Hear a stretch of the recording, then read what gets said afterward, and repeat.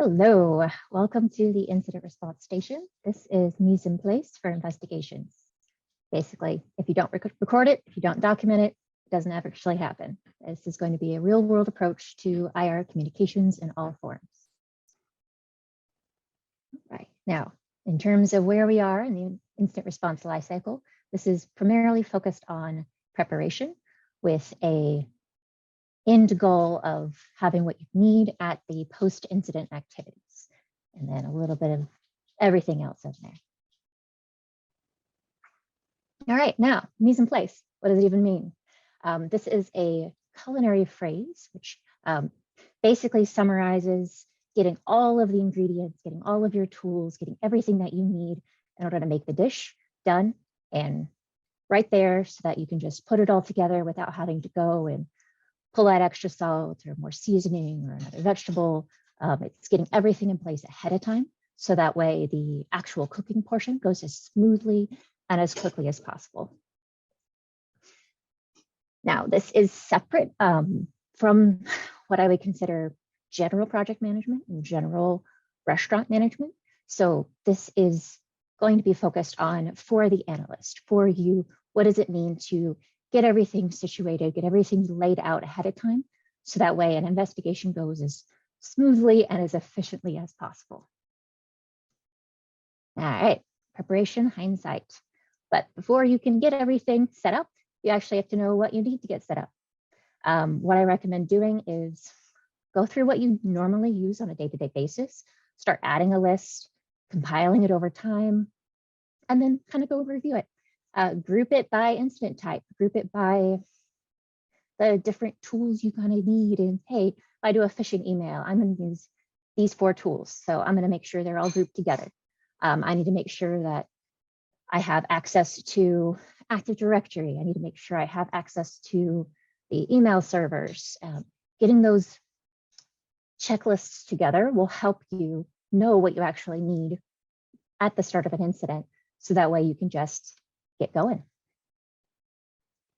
All right, envisioning the end at the beginning. Now, the goal is to get everything that you need to get that final dish complete and perfect. But you have to know what is required at the beginning. So you need to know what your requirements are. So what are the information you need for reporting? What is the information you need for lessons learned? What are auditors going to be going through and checking off that you included in each individual ticket or incident case? Do you already have templates? Do you have playbooks? Go through all of the documentation, go through all of the requirements that you already have access to, and then compile yourself what you need to focus on during an incident. Now, if none of this exists, well, looks like an opportunity. At least write them for yourself. I recommend sharing as carry. Make the documentation, share it with your team, but at the very minimum, make it for yourself. It is absolutely worth the time investment. Now, the goal, what do you need as the incident is being worked? How do you need to prepare it? How do you need to format it? All of that kind of stuff is what you need to be thinking about before an incident is actually happening, before the fire is, on fire. All right, some helpful tips and tricks. Clean as you go. We've all heard this. Taking the extra 20 seconds, a minute to write something down or clarify it in your own notes during the incident is worth the time. It's difficult when everything's on fire to take that deep breath and go, hey, maybe I should add in a little tidbit here next to this IP address. Maybe I should write out what I think about this particular piece of log as I'm looking at it. That saves you so much time. Like, as it's fresh in your mind, write it down. Then, personal pet peeve, if you have a abbreviation or non-standard, or honestly, any abbreviations, acronyms, explain them. Go through and write them out, at least at the beginning. If you don't want to put them in each individual ticket, make sure you have a little mini dictionary. So that way, when audit time comes around, QA time comes around, you just give them a little cheat sheet to how you explain things and then be done. The auditor prefers it that way, and I'm sure you prefer it that way. All right, now, biggest and most important thing, write your notes like you're going to get hit by a bus. Write your notes like you're going to get amnesia and you're not going to remember a single thing, because I know I'm not alone in this. Sleep is like a little reset button.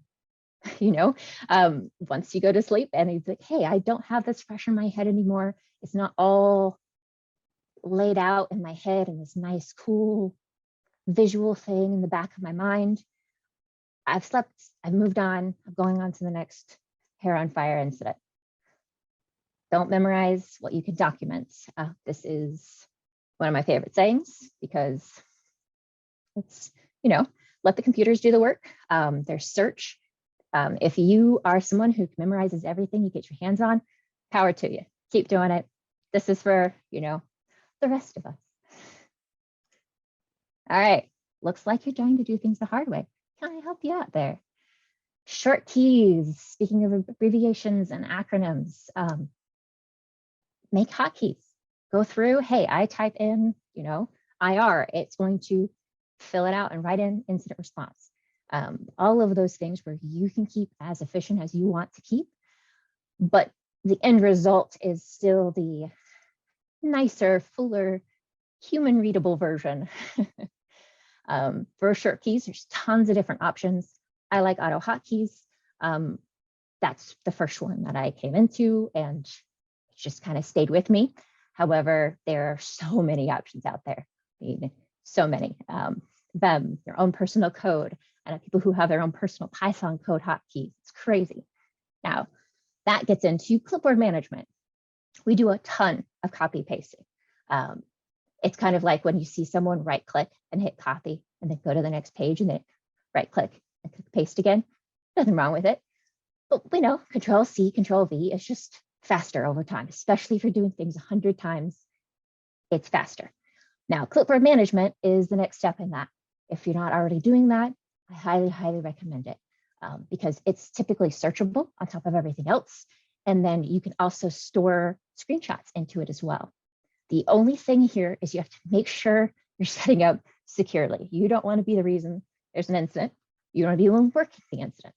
So make sure it's secure, make sure you get approval, and make sure it's handling all of your passwords and everything correctly. I do an auto clear. That's what I prefer to do. I like using something like a password manager like KeePass. It actually goes into my clipboard manager and deletes out the passwords and usernames. Fantastic. Other types of PAMs and password managers might not necessarily do that, but get in there, figure it out, see what works best for you. Because again, there's no sure way to do anything here. The goal is to think about what you need during each incident and the tools that make you faster and better. Now, getting into actual incident response work, building a timeline framework. And I specifically say framework here because no two timelines are the same. No two tools handled the same way. Unfortunately, there's no two time zones or timestamps out there. If you're one of those lucky people who already have a centralized logging tool and everything's already standardized, pat yourself on the back, go grab a cup of coffee. This is not for you. Time zones, if you can't already, insist as much as you can to stay with UTC. We've all run into problems, those of us who've been there a few years, with local time zone conflicts, things like ingest versus actual, all those types of things, knowing that your time is an actual source of truth and making sure it is one standard and you know what it is. That consistency saves you so much time and headache, no pun intended. Now, formatting. All right, it doesn't really matter if your org has a format that's preferred, use it. Don't reinvent the wheel. But other than that, pick something that works for you. Pick an IP, geolocation, usernames, host names, goes on and on and on and on and on. Pick a way that you want to format something and then stick with it. At least stick with it through the same incident. You can, experiment and mess with stuff and see what works and what doesn't work, but don't change during an actual incident. Pick something, you want to keep it through that one case, and then, all right, that didn't work or that felt awkward. Let's try something else. Now, because going through and cleaning this up at the end is such a headache. We're not admins. If we wanted to do paperwork, we would have probably picked a different field. Doing this as you go, cleaning as you go, will make that final report, those final ticket summaries, almost painless. Can't promise completely painless, but as close as it can be. Now, your timeline, specifically your timeline, not necessarily your whole ticket, but your timeline has two main audiences. So typically you're going to have two types of timelines. One is kind of for yourself because the audiences appear. It's your security manager, it's your senior analyst. This is your log data, your detailed information, CSV files, case attachments. They want the meat. Everyone else, your managers, or non-technical managers, I should say, stakeholders, executives, they want the layman's terms. They want to know what happened when, but in a very general sense. So this is more of a timestamp, single line of data. What happened here, then this happened, so on and so forth. That way they can kind of get an idea of what happened without having to figure out microseconds, because that's never fun. All right, I've said this before, but I'm going to say it again. Let the computers do the work. That's why we created them. That's why we love them. If you can think of a niche, there's going to be an IR, an actual DFIR tool that does the work. I'm not going to get into the whole giant list of different tools that do timeline work based on events, based on different types of logs, CSVs, all kinds of cool stuff. There's a ton out there. Bug our forensic teams about them, and they'll be more than happy to give you some pointers and some recommended ones. Now, for the incident handling side of things, we're going to be talking more around that previous slide layman's term timeline. So you're trying to get a general sense of what's going on as you're doing it. So this is kind of for you. So you can kind of keep that timeline in your head as you're going through and scoping, as you're going through and doing that analytics work. Hey, did this happen before this or after this? Do I have the right timestamps? Make sure which one happened when.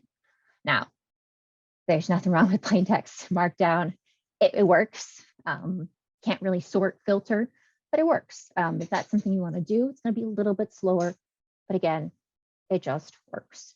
Excel has its place, but we all know Excel and time are, they're friends, but they're not really close.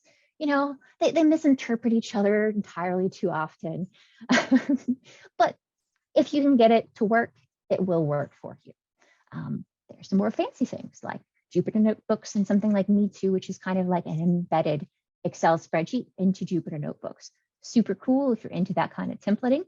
Then living off the land, here's what you got. If you have a central logging tool or security software that does this type of work, figure out what's there and utilize it. So things like the timeline in Microsoft Defender, they've got this cool new feature where you can flag individual events. Super neat, super hyped. It's something I've been wanting for a while. Having a local instance of Splunk that you can just dump the relevant files in and logs as you go, and it'll just build it for you. The same thing with local version of Kibana. Alchemy has some really cool filtering. There's some ways to do custom tables and all kinds of fun stuff once you get into it. But figure out what you got and use it. All right, now it's time to take a look at what it actually looks like when we put a timeline in place based on our kill chain. All right, and here we go. Now, the incident premise for kill chain 1 is a kickoff from a potential phishing issue. Now, we've already had our forensic team go in and pull all the information and then provide that to us. So we're actually working from a already existing technical timeline and forensic analysis that's already been completed. Our forensics team in Project Obsidian has done an absolutely amazing job, and so this makes this a whole lot simpler, and that's what we're focusing on: simplicity.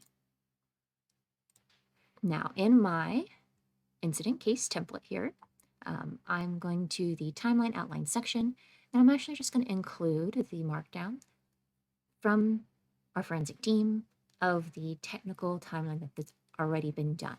Now you can see here, this is what they've completed already. We see our lovely UTC. We see very clear language in terms of what I would expect to see between two teams being shared. And then we're gonna keep going, and we see, initial access all the way through persistence, some lateral movements, and even, coming in and getting some yummy password files. All right, now on the executive timeline, we're going to frame this a little bit differently. We're going to make sure we tell them up front what time zone we're in. In Magnum Tempest Financial, they are based in San Diego, so we selected Pacific time here. And we're also going to want to lay out the scope up front. Know that this didn't happen over multiple days. This happened over a fairly narrow time frame. Now, I went and I converted those UTC timestamps to a readable format in terms of ease of knowing what it is in terms of context. I broke out the activity section into two, one being a little bit more of a summary of the activity, and the other one being the more details based off of that activity. You also notice that I took off, I didn't take all of them, I took off most of the seconds. And that is because we didn't actually have anything fall within the exact same minute. So in ease of reading, there's no need to include the seconds. It's extraneous information because every single line of activity in terms of this timeline did happen at a different minute. If I had any duplications, I would have actually kept all of the seconds because then you have that consistency through the timeline. But since each one happened in a different minute, we can go ahead and cut those out, make things a little bit cleaner. Make sure that the format all looks pretty consistent, so all of the file paths are in quotes with a little bit of extra information at the end, and use the same summary type wording in each section. And you'll see that there was an unknown timestamp, and I put a caveat here. I can, based on my experience, I can look at this data analysis and know when this occurred. Not 100% granted, but pretty dang close. This is where in the timeline I would presume this activity occurred. So I put it there. I make a little caveat and I put my little notes saying, hey, I didn't have an exact time frame, but based on my experience, this is where this was, and this is why I think so. And that is about it. Let's get back to the presentation. All right, now gone through timeline, you kind of get some tips and tricks. So what do good notes look like? All right, it's receipts, it's CYA, it's making sure that you know what you know. All right, good notes, everybody sleeps better at night. You sleep better at night, your legal team sleeps better at night, your manager, your CISO, your C-suite, everybody just is calmer and more chill when they know that they can open up an incident and actually understand what's going on. I like asking myself these questions. If I'm being grilled by me, can I answer my questions? And sometimes the answer is no. And I need to be like, okay, I'm going to take a step back. I'm going to make sure that I'm writing these notes out because I want to know the answers to these questions 2 months from now when I'm going back and looking through these for whatever reason. And then on top of that, why are you even asking? Why are you even being asked these questions? Why would this come up? And if you can figure out that root cause why, then you can incorporate that as you go, as you're building out your notes, as you're working your investigation, and it really, really helps. Now, during that investigation, typically you need to pinpoint the root cause. Sometimes that's an estimation. Sometimes that's just, hey, this is as far back as we got. This is as much information as the data allows. Then what data points are you going to actually need to do something about it. Like, are you going to tune? Are you going to rescope? Hey, you know what? I searched this sender for a phishing email and they just sent this one spearfish. They sent all these spearfishes, all different kinds of URLs, all different source IP addresses. All right, we're going to have to do some phishing ourselves. Cast a big net, pull out all those data points, and that's information that we will then use to rescope the investigation as it's being worked. That's the information you're going to take and, you know, bundle up in a nice, here's some opportunity for tuning. Hey, why did this happen? What could we do to prevent it? But we can't even do that if we don't have that data. And then finally, lessons learned. It's kind of nice as you're going through the investigation to be like, hey, you know what? I really wish we had a way that someone could just press a button and it just reports the email as phishing, because then that first person who just deleted it would have been able to just hit that button and then no one else would have gotten phished. It would have been amazing. Writing that out as you're going through your lesson, as you're going through the investigation, it doesn't have to be a lot. It can just be, hey, I see a user touch this email before anyone else. We could have stopped it further upstream by putting some tools in the hands of our users. That's a way to lessons learned. You don't have to go in crazy detail. It can just be a simple note to self, so that when you are going back through your investigation notes, you can have that little ding of a light bulb and go, oh, yeah, let's see what that entails and actually flesh out the lessons learned and the potential solutions to help you not have to do all of this work again. Now, basic core for good notes. If they can't explain why you did a thing, you need to include it. You need your reasoning and your proof. If you purge an email, why did you do it? Hey, it's a fish. Okay, well, right. I closed the ticket. All right, well, why did you close the ticket? It was spam, not phishing. Well, can you tell me why? Tell me why you think that this is what it is. It doesn't have to be a lot. It doesn't have to be going deep into the weeds, but it does have to have enough so that way, again, you can answer these questions. All right, because notes are for your protection. I mentioned that this is CYA before. If something is missed or you make a mistake or your train of thought just completely misses a loop, which happens, it is perfectly normal in SOC land, someone else should be able to read through your notes and read through your tickets and go, oh, yeah, they just didn't know, they weren't aware of this. So this is something, lessons learned for the investigation. We'll give them that training. We'll, hey, make sure you check this next time, and it won't happen again. But you're not going to get, no one's going to be upset with you. No one's going to be cranky or at all.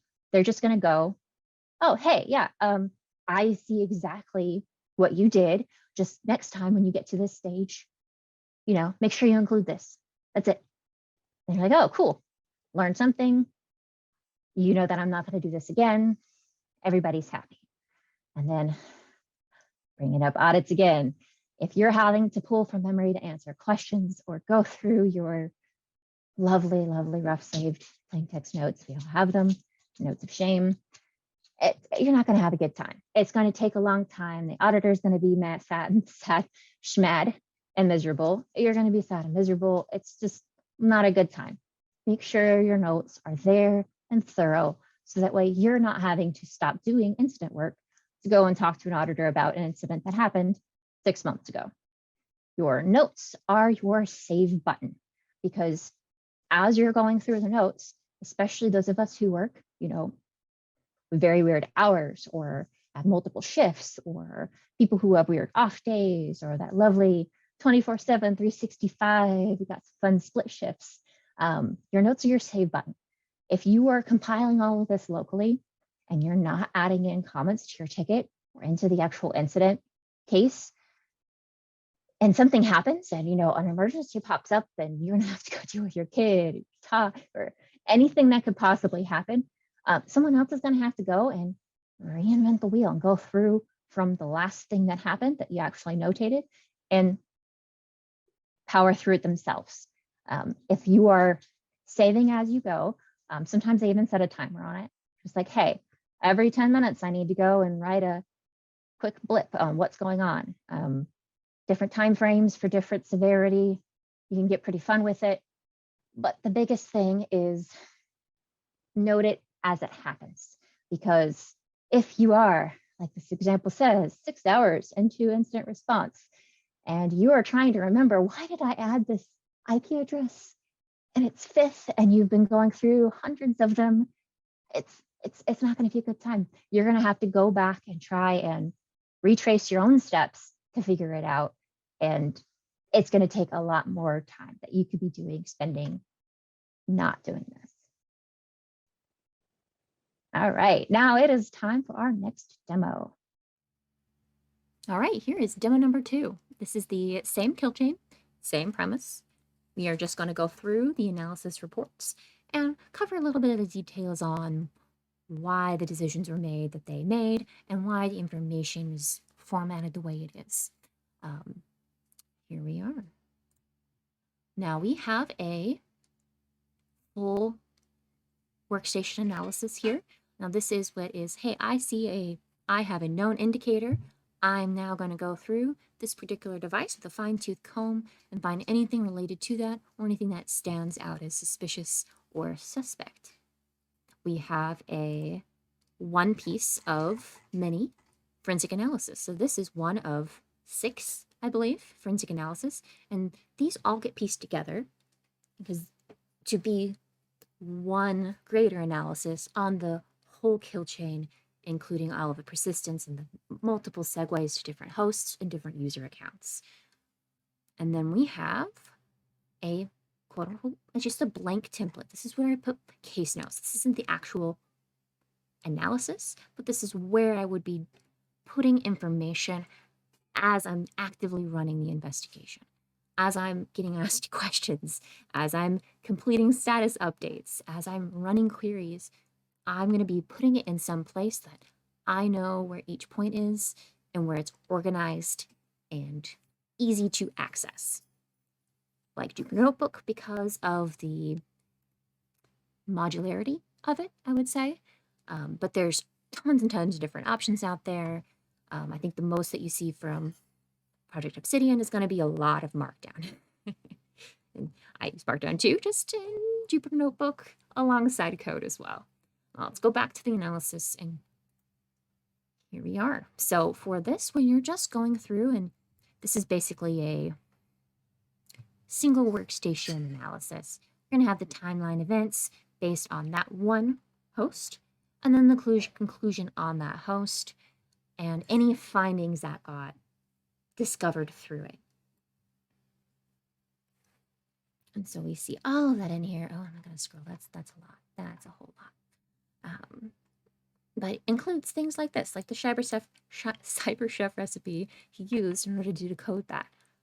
That's something that I grab as well. Any query, anything that you do to transform data, you want to make sure you put a record of that because, again, it'll be 6 months later and they'll be like, hey, yeah, I saw you did this. And how did you get from point A to point B? And you're just like, oh, I have slept since then. I do not remember. That is why we write things down.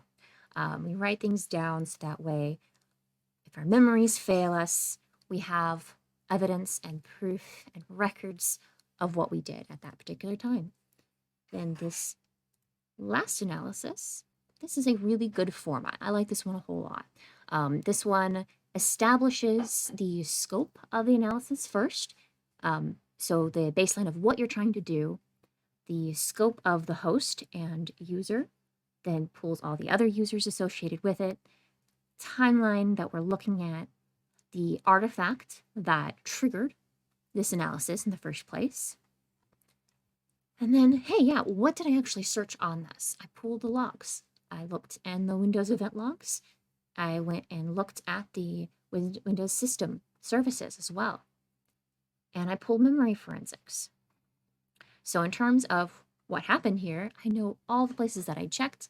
I know anything that I found that was related to this, as well as my initial assessment or even my final assessment of what I believe that to be in relation to the greater incident. So in this particular case, this workstation 6, yeah, he got an email. He forwarded that along to have someone else do some analysis on the email. He didn't actually open it or download it or trigger anything suspicious on his actual device.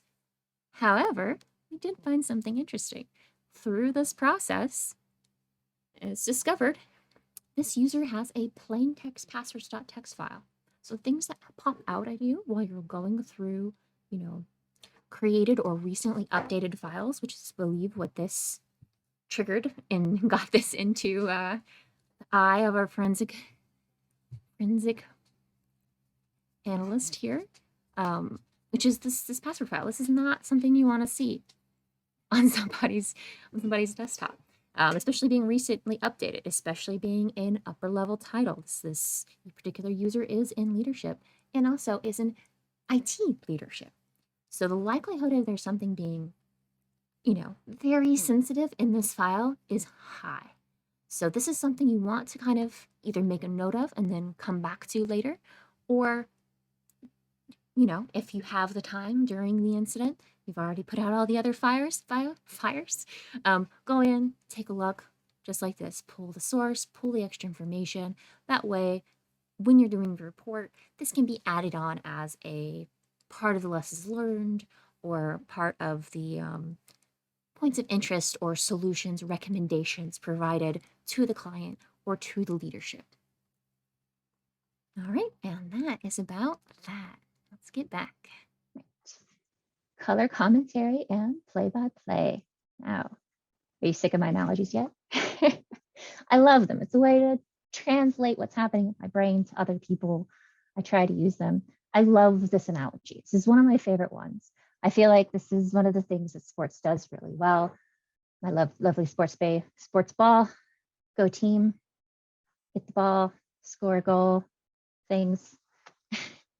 There's usually two announcers. If you're watching a game on TV or you're listening to it on the radio, you're going to typically hear two voices with every game there is.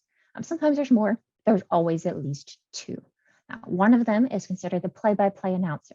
They are describing it as it happens.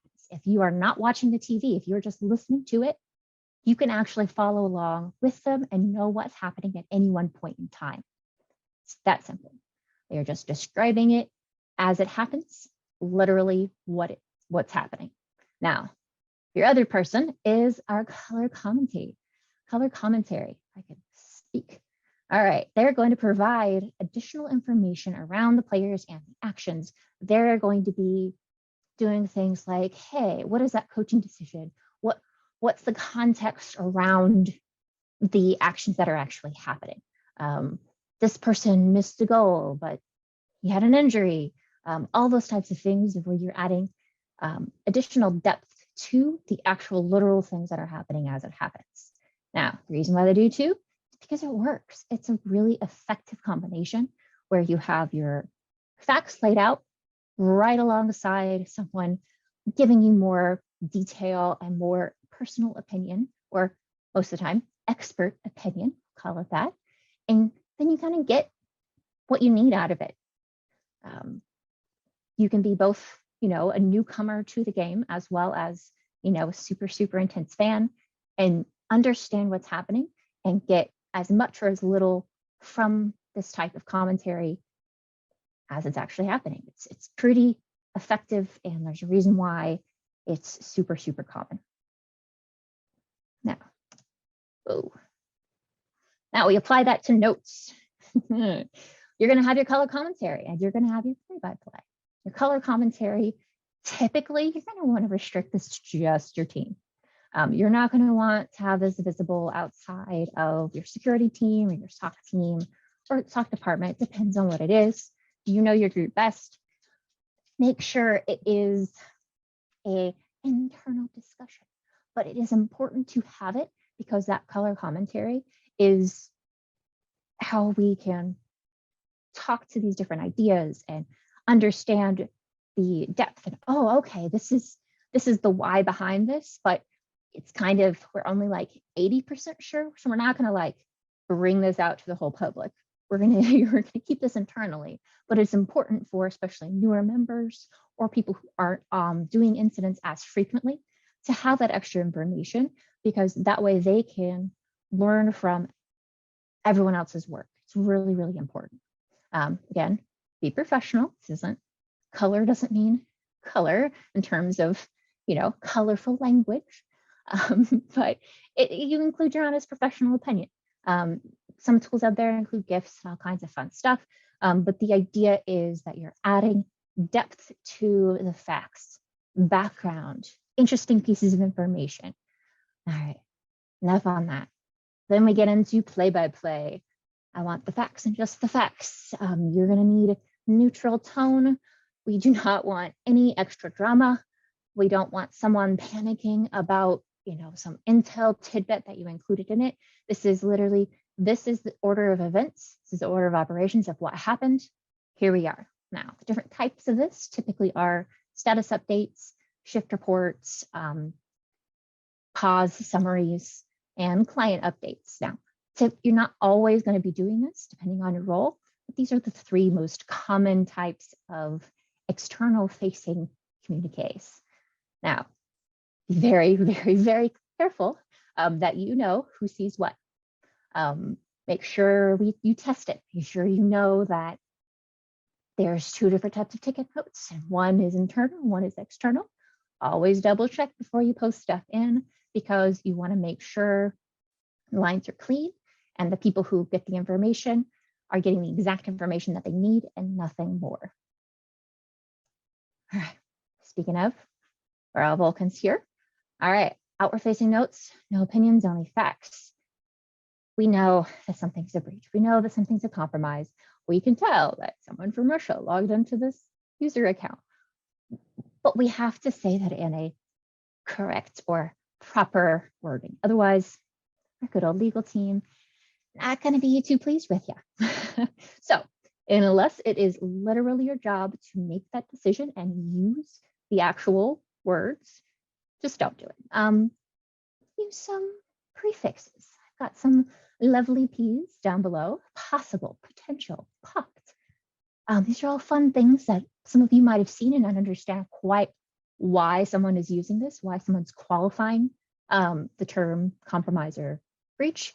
And that's because this type of soft wording describes what's happening, so you understand what the thing is, but you're not using a word that actually has a regulatory or legal meaning. The term breach, the term incident, those actually have meanings that can start SLA timers and compliance timers. And you don't want to be the one accidentally starting that timer and having everyone else rush to go complete in order to get it done in time. So that way the org is not facing fines or more audits or whatever the case may be. So things like security event, unauthorized access. We don't use the term incident. We don't use the term breach. We don't use the term compromise, not without saying possible or potential, things like that. Yes, it's kind of silly. Yes, it seems silly. But if you go through it and you get used to it, it makes everyone happy. You add an extra word in, the legal's happy because they can have a greater degree of control over when those timers start and when they have to deal with regulatory agencies and legal contractual obligations. All right, now time for our last demo. All right, last but not least, here's demo number 3. We're just going to continue our look through those same analysis files. We're going to talk about it a different way. We're going to explain why they framed things the way they did and the word choices, things like that. Right, now let's get back to where we were on workstation 6 analysis. Now, the framing of this, like I mentioned, this is really nice, but the reason why is to be like, hey, this is what I'm trying to do. I am trying to review it and identify indicators specifically for the compromise. And then we're going to, at first, this is a baseline. I really love this. Like, I think this is really good because you're setting your expectations up front. Like, hey, when you're reading through this, this is what I am attempting to do through this document. It's very, very important. It's the reason why they've got the TLDRs at the tops of things, why you have summaries, because it really helps set the tone for the rest of the document or the rest of whatever it is that you're trying to do. Now, clearly, again, states the scope. And then this is a little bit of color here. So yes, here's this. It's important to review the users. This, we know that this is the user and this is the workstation that we care about, but we are going to pull the users associated with this time frame that we're aware of and this particular host and make sure that we're, covering all our bases. We have a good timeline. I like the wording on this because this is very, I have to say warm. It's a way of summarizing the event without making it a little bit too clinical. Instead of being like, log on, Kara Mootons, this is what they did. Here we are. The making things into sentences really helps people picture things in their heads. And that's what we're trying to do here.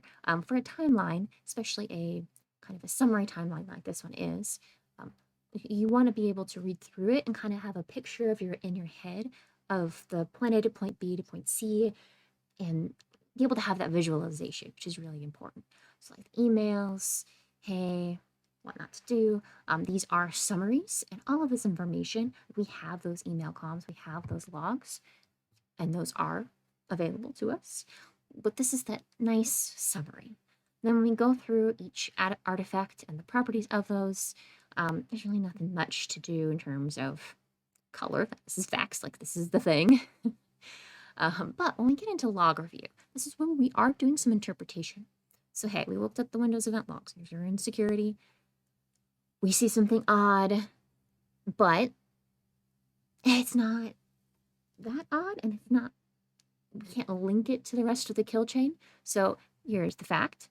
And the assessment of that fact is, yeah, it's not good, but it's not necessarily malicious. And this nothing substantial makes it exactly right. Like, yes, this is unusual enough to where I'm going to include this in my analysis, but I make sure that, yes, I don't see that this is related to the greater kill chain events, because that's the goal, right? Because that's what we're trying to focus on. Continues the same thing on Windows systems. Hey, yeah, I'm seeing Defender is running. The assessment is unlikely malware is on there. Memory forensics. I went through all the memory. I didn't see anything suspicious.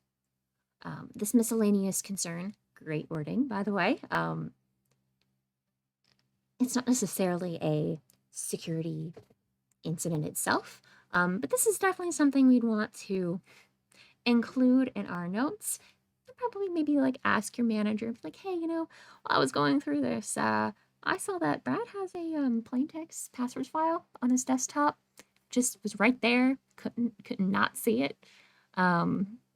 Can you mention something, or like starting that conversation so that way things that could be a potential risk to the organization, like a plain text file for an IT manager or director, I believe, you're going to want to get that addressed, because while we enjoy investigations, we also like sleep, so gotta balance those. Gotta balance those two things out. All right, let's get back to it.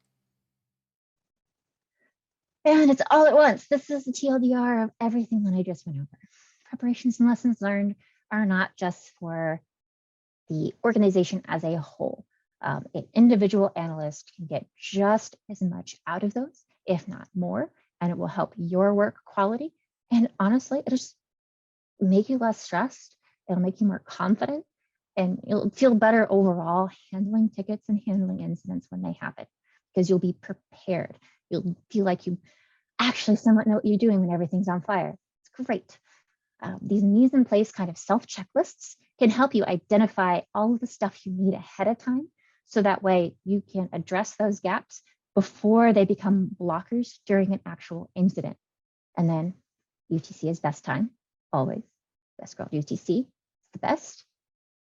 Write what you do, and you think as you do it and think it. You want to stream of consciousness your notes and then tidy them up a little bit, put them in your ticket, and smash that save button. That's going to keep everything all nice and tight.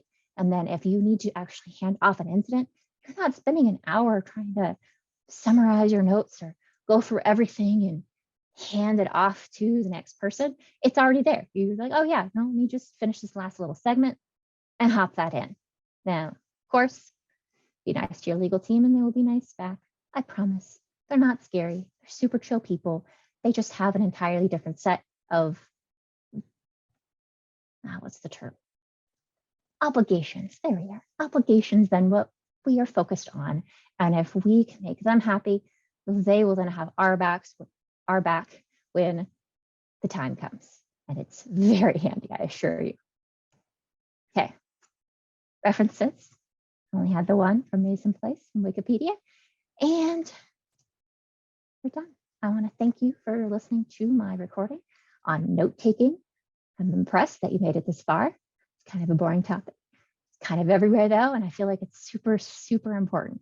So I want to thank you again. And if you want to join the conversation or you have feedback or strong opinions, go ahead, hop into Discord, let us know. Thank you again.